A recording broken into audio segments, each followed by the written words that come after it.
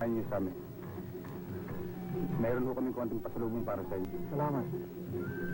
Tito Irigo, dito na siya lumaki sa kagubatan. Kung tawagin namin siya, sinakdang gubat.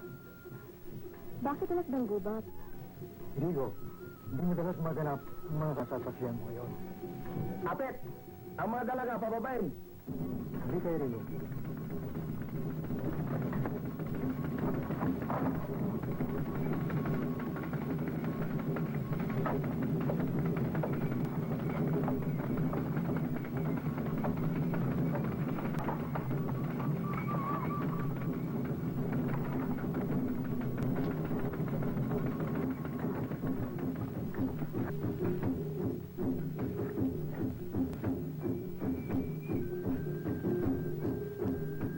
Magsupo kayo lahat.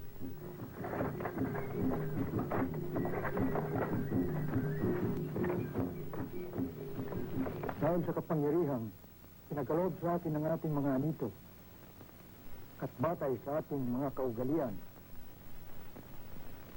si Apo Lago tinatakang araw ng dibdib ng mga dalag at mga bagong taong nakakahiyon. Ito magaganap pag ng unang patak ng ulan, pagkalipas ng unang pagbilog ng buwan.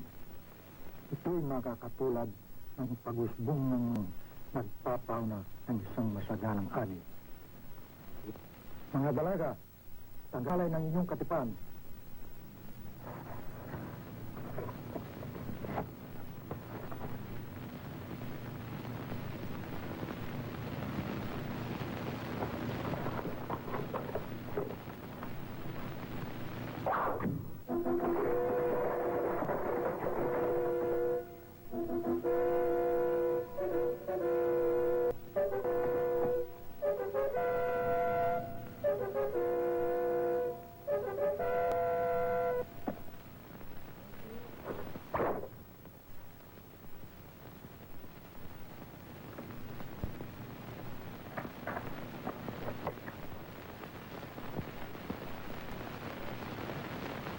Hindi ko akalaing mangyayari sa atin ito. Ibig mo sabihin? Maraming taon na nakararaan. Nangyari na rin ito sa isang iliping malayo sa purok na ito. Ang sibat na ito ay nangangahulugang agawin ng mga sablayan ng ating kababaihan. Nakita ko na ho sila nung ako'y nangangaso. Hindi lang minsan. 150, 160, 370, 380, 390, 400, 410. Maraming salamat. Ano mang kalakal meron, ay huwag kayo magkatubiling ilapit sa akin. Ilapit sa akin? Lagi nyo lang kami binabarat. Aba, hindi kayo ganyan sa presyo binibigay sa inyo?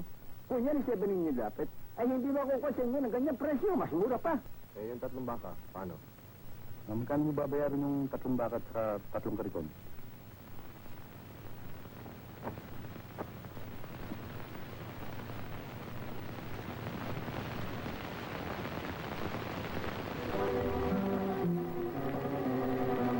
Nicolas!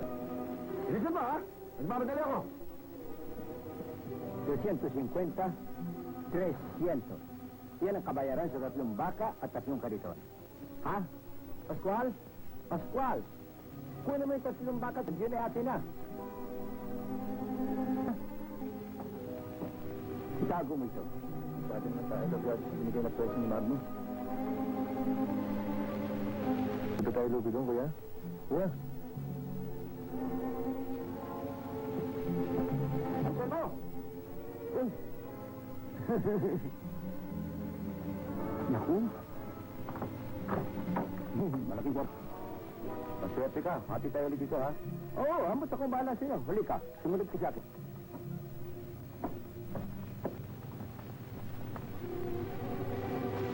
Siyak, malaki halaga ng gintong yan. Saan kaya nila kinukuha yun? Galing sa Minas. Magno, alam ko ang iniisip mo. Kung malalaman natin kung saan nila nakukuha man tayong lahat. Bakit ang tagal mo? Pasensya ka na, ha? Kayo, sumunod kayo sa akin.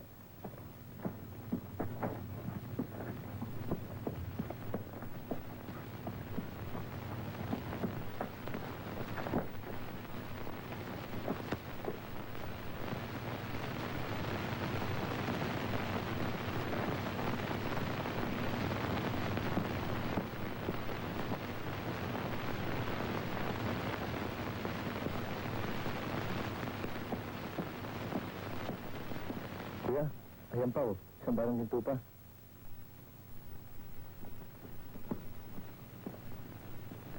Yan siguro ang babaeng dala nila kanina. Kumuha rin tayo ng maraming babae.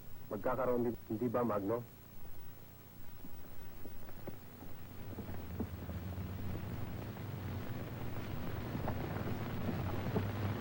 Hintayin niyo na ako ron.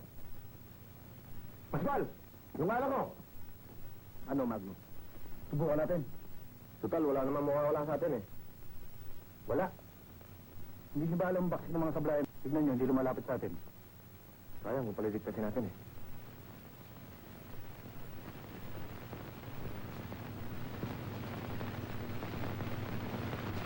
Turo, mga kabayan natin.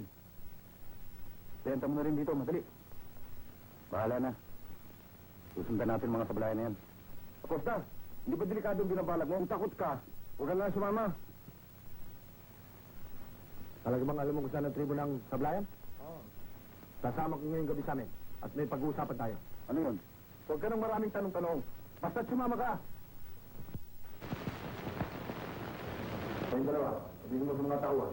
Pag-ibig lang sa kwento, ha? Oo. Sige, pasok mo sa kwarto ka.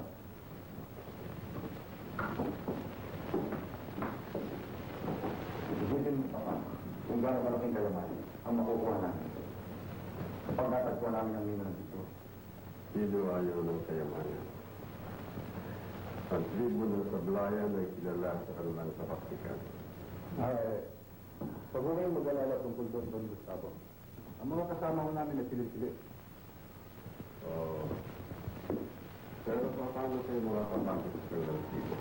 Meron na kami plano ng bata. Ligid po sa inyo kaalaman. Meron na kami kilalang ilan sa mga sablayan. Di ba? Totoo po yan, Don Gustavo. Sino? Siya si Nicolas, Papa. Marunong magsalta ng sablayan, kaya kinuha ko. Di niya ako ang pangalawang pinulong sa tribo. Pagkaalaman ko, ang mga hayop na yan ay walang sinikilalang kaibigan. Kasi po, nagtama na. Tama na. Papa,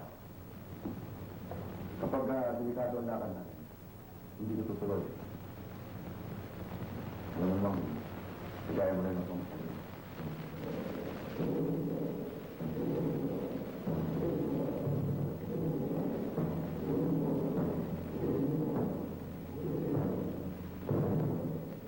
Ay, mga narito. Ano man ang mangyari? Pagtanggol ang mga babae sa kubo. Opo.